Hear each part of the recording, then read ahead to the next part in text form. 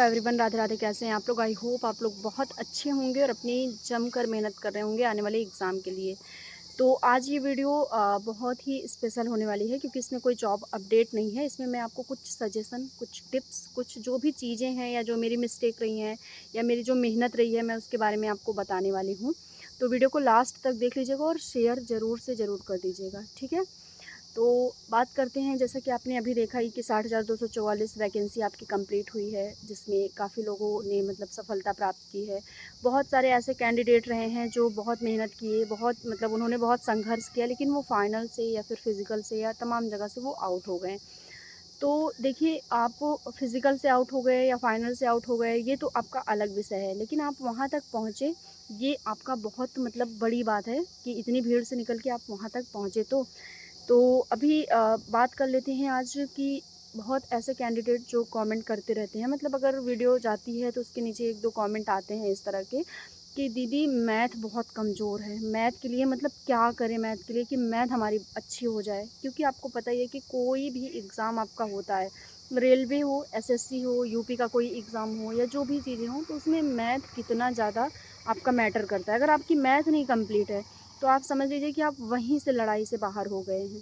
क्योंकि वेटेज होता है मैथ का। आपने देखा होगा कि RPF SI, RPF constable, NTPC, railway के तमाम एग्ज़ाम और भी ग्रुप डी हो गया, एसएससी का एग्ज़ाम, एमटीएस हो गया, जीडी हो गया, यहाँ तक कि यूपी पुलिस, यूपीएसआई, जितने भी एग्ज़ाम आप देखेंगे, जिस वनडे एग्ज़ाम जिसकी आप तैयारी कर रहे हैं, जिसमें मोस्ट ऑफ कैंडिडेट इन्वॉल्व हैं, तो उसमें मैथ का वेटेज है और मैथ में वही सक्सेस है जो सही तरह से मतलब एक अच्छी गाइडलाइन में काम कर रहा है और अच्छे वे में काम कर रहा है। तो आज मैं आपको थोड़ी-सी कुछ टिप्स दूँगी।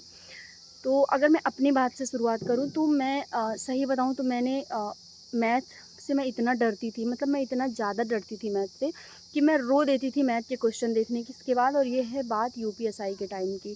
यूपीएसआई का टाइम था जब 2021 में वैकेंसी आई थी और मैंने मेरी एज थी उस समय, मैं एलिजिबल हुई, जस्ट मैं एलिजिबल ही हुई थी। तो मैंने उसमें फॉर्म अप्लाई किया और मैंने ऑफ़लाइन कोचिंग ली मैथ के लिए। तो जब उस कोचिंग में मैं जाती थी तो वहाँ पे मैं इतना डरती थी मैथ से, मतलब और सब्जेक्ट तो मुझे बड़ा इंटरेस्ट रहता था, लेकिन मैथ में मेरा इतना मतलब हालत ख़राब हो जाती थी मेरी। तो मैंने वहाँ पे देखा कि बहुत ऐसे बच्चे, बहुत ऐसी लड़कियाँ जो मेरे साथ बैठती थी, जो मैथ में बहुत अच्छी थी, बहुत अच्छे से वो मतलब अपनी पढ़ाई वगैरह सब कुछ करती थी। तो उनके सामने तो मैं ज़ीरो थी, मुझे बिल्कुल भी नहीं आता था। और एक चीज़, मैं आपको कोई भी बात बताने में शर्माती नहीं हूँ, हिचकिचाती नहीं हूँ, क्योंकि जो बात रियल है वो रियल है, ठीक है? आप भी मुझसे कनेक्ट करते हैं, मैं आपसे कनेक्ट करती हूँ चीज़ों को, मैं एकदम रियलिटी आपके सामने रखती हूँ। तो वहाँ पे जैसे मेरे पास कोई भी क्वेश्चंस आते थे या टीचर बोलते थे कि आप इसको सॉल्व करो, तो मैं कर ही नहीं पाती थी उसको। बहुत मतलब बहुत आसान-आसान क्वेश्चन मुझे बिल्कुल भी नहीं आते थे। तो वहाँ पे मुझे बड़ा हिचक होता था कि मैं सर से पूछ भी नहीं पाती थी, क्योंकि इतनी बड़ी क्लास में इतने ज़्यादा लोग कि मुझे शर्म आती थी कि मैं पूछ भी नहीं पाती थी उनसे। तो इस वजह से जब यूपीएसआई का मैंने एग्ज़ाम दिया, हालाँकि मेरे उसमें 28 क्वेश्चन सही थे, लेकिन वो कैसे हुए मैं वो आपको चीज़ें बताती हूँ। उस टाइम एसएससी जीडी का भी टाइम चल रहा था और एसएससी जीडी का एग्ज़ाम आने वाला था। तो मैंने एक कोर्स लिया, कोर्स परचेज़ किया। और अगर आप डिमांड करेंगे तो मैं आपको बताऊँगी कि मैंने वो कहाँ से कैसे लिया। ऑनलाइन मैंने बैच ले ली और वहाँ पे मैंने किसी भी सब्जेक्ट को नहीं पढ़ा उस बैच में, मैंने केवल मैथ पढ़ा। मैथ को मैंने सीखा कि ये होता क्या है, मतलब मैंने अपने पहले डर को ख़त्म किया। तो आप लोग के साथ भी ऐसा होता है कि आप लोग को डर लगता है ना मैथ में। बहुत सारी ऐसी लड़कियां, खासकर मैं बताऊं, मुझे लगता है कि 100 में से मेरे जैसे 20-25 तो होंगे ही होंगे, ठीक है? बाकी लोग ओवर कॉन्फिडेंस में भले बोल दें कि अरे नहीं मुझे तो आता है, मैं भले उन्हें नहीं आता हो, लेकिन मैं अगर सही बताऊं रियलिटी, तो मेरे जैसी लड़कियां हैं भाई साहब, हैं। तो मैंने वहाँ पे जब बैच लिया तो मैंने स्टेप बाय स्टेप चीज़ों को पढ़ा, रफ़ कॉपी बनाई, फेयर कॉपी बनाई, ठीक है?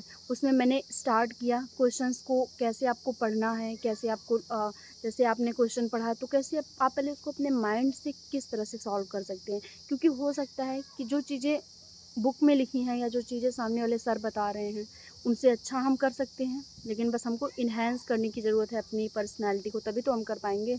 तो फिर मैंने वहाँ पे बेसिक से मैथ को स्टार्ट किया, एकदम ज़ीरो लेवल से, जहाँ से आप, मैं अगर बताऊँ तो आपके जहाँ से प्राइम नंबर और जहाँ से आपके natural number natural number start होते हैं, वहाँ से मैंने स्टार्ट किया।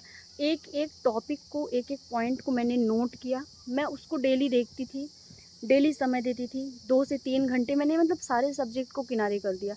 मैंने कहा कि जब मुझे मैथ ही नहीं आती है, तो मैं कैसे क्रैक करूँगी कोई एग्ज़ाम? तो उसके लिए फिर मैंने टॉपिक वाइज़ पढ़ना स्टार्ट किया, पॉइंट वाइज़ मैंने उसको पढ़ा और मैंने देखा कि 1 महीने बाद मतलब आपको देखिए, पहले तो आपको बहुत दिक्कत होगी क्योंकि आपका मन नहीं लगेगा। जब चीज़ें आती ही नहीं हैं तो मन कैसे लगेगा? तो मन लगाने के लिए भाई 15 दिन आपको मेहनत करनी पड़ेगी। 15 दिन आप मेहनत करिए। आपका नहीं मन है फिर भी आप क्लास को सुनिए, टीचर की बात को सुनिए, वो क्या कैसे सॉल्व करवा रहे हैं उसको सुनिए। आप 15 दिन जब कंसंट्रेट होके वो चीज़ सुनेंगे, तो 16वें दिन से आप स्वयं उसके लिए उत्सुक हो जाएँगे, क्योंकि आप कुछ ना कुछ सीखने लगेंगे।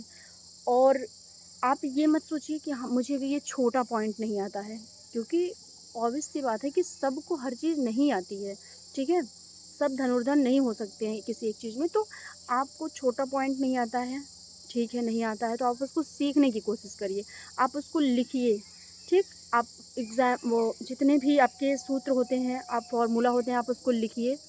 जब भी आपकी क्लास ओवर हो जाए तो आप वहाँ से 10 क्वेश्चन निकालिए उस सब्जेक्ट से। मान लीजिए आपने अ, लाभ हानि ही पढ़ लिया, तो आप क्लास ओवर होने के बाद 10 क्वेश्चन निकालिए। 10 क्वेश्चन में आप सॉल्व करने की कोशिश करिए। स्टार्टिंग में आप मान लीजिए 2 ही क्वेश्चन कर पाते हैं, 3 क्वेश्चन कर पाते हैं, 4 क्वेश्चन कर पाते हैं। धीरे-धीरे आपकी कैपेबिलिटी बढ़ेगी। आप जब क्वेश्चन सॉल्व करने जाइए, आप नहीं कर पा रहे हैं तो आप बैक आइए अपनी कॉपी में, वो फ़ॉर्मूला देखिए और फिर जाइए क्वेश्चन को सॉल्व करिए। इससे क्या होगा कि वो फ़ॉर्मूला आप जब बार-बार पलट-पलट पेज देखते रहेंगे समय-समय पे, तो वो आपके माइंड में घूमता रहेगा, घूमता रहेगा, घूमता रहेगा और माइंड ऐसी चीज़ है कि वो आपकी चीज़ों को सेव करता जाता है।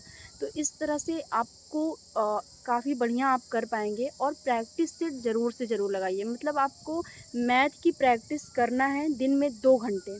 आप सवालों के साथ खेलिए, मज़े करिए, एन्जॉय करिए और एन्जॉयमेंट में आप उसको सॉल्व करिए। तब आपके लिए मतलब बहुत ही बढ़िया हो पाएगा, क्योंकि हर एक एग्ज़ाम के लिए मैथ बहुत ज़्यादा आपका इम्पोर्टेंट होता है।